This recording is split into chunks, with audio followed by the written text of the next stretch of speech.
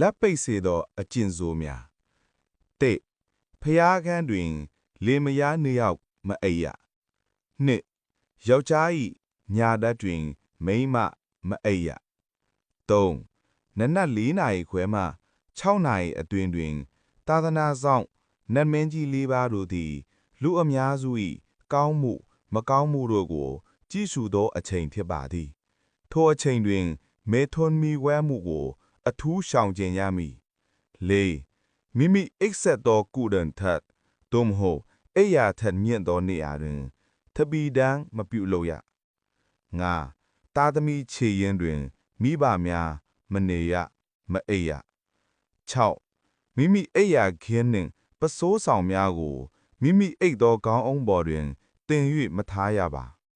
9မိမိနေထိုင်ရာထက်မြင့်သောနေရာတွင်ဖျားမွေ့ရာဆောင်များလှမ်းခြင်းမပြုလုပ်ရ10မိမိအိမ်ရှိအပေါက်ဝါတွင်မေးကိုလက်ထောက်ပြီးမထိုင်ရမမိုင်ရ9မိမိအိမ်ရှိတကားအပေါက်ဝါတွင်စပင်ကိုဖြန့်ချ၍တန်းဦးမဆွဲရ10မိမိအိမ်ရှိတကားအပေါက်ဝတွင်ခလီးများမစင်မစွန့်ရ11မိမိအိယာထမင်္ဂလာယူသောအခါ၌အော်ဟစ်ဆဲရီတိုင်းထွာခြင်းမပြုလုပ်ရ12နနတ်စောစောအိယာထမျက်နှာတရားတွင်လဲချောင်ထဲမှတလစ်များကိုမယာရအောင်အတန်ကျဲလောင်စွာပြု၍မလုပ်ရ13ကျွဲခတ်ထားသောအဝတ်မီးလောင်ထားပြီးသောအဝတ်လေဖွေဖြင့်လွင့်ပါလာသောအဝတ်ကြွက်ကိုက်ထားသောအဝတ်၎င်းအဝတ်များကိုလူတို့မဝတ်ကောင်းပေ14အိမ်ပေါ်တွင်လမ်းလျှောက်လင်ခြေတံပြင်းပြင်းမလျှောက်ရအိုးကွက်ပန်းကန်ပစ္စည်းများကိုအတန်မီအောင်ကြမ်းတမ်းစွာမပြုလုပ်ရ15ထမင်းစားလင်ထမင်းပကံများကိုလွှဲ၍လှုပ်၍မစားရငြိမ်သက်စွာညီညာစွာထားပြီးမှစားရမည်